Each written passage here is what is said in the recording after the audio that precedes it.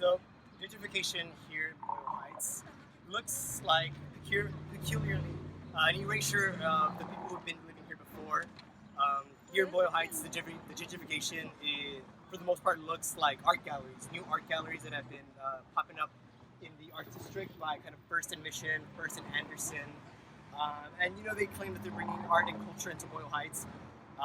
Boyle Heights has been predominantly for the past 40, 50 years Latino, Mexican American community, a very politically active community, a very culturally resonant and vibrant and beautiful community.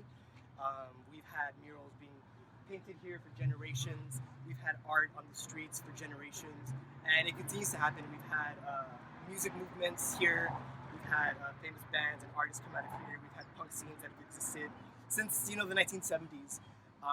And when art galleries and city officials and land developers talk about art and culture here in Boyle Heights, they're usually not talking about the stuff that came out from the 60s and the 70s and up to today.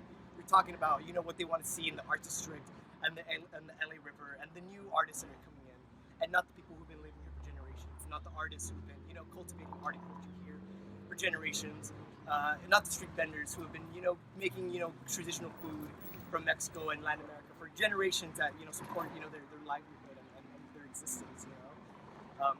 Boyle Heights has always been a cultural, a very beautiful and cultural place for a lot of people, and not because of the art district that's coming in, not because of the gentrification that's happening. The gentrification is going to kind of erase a lot of that because we have art and culture. It's always been here.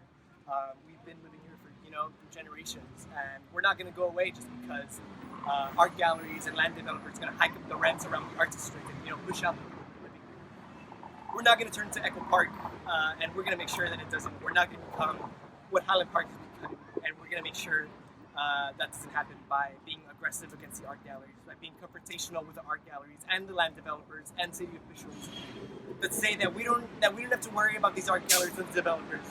We've seen what's happened in Boyle Heights. In Highland Park and Echo Park and New York and New Orleans and even in Mexico City. We know what gentrification looks like. We know that it doesn't benefit the people, the poor people that have been living here, the people of color that have been living here.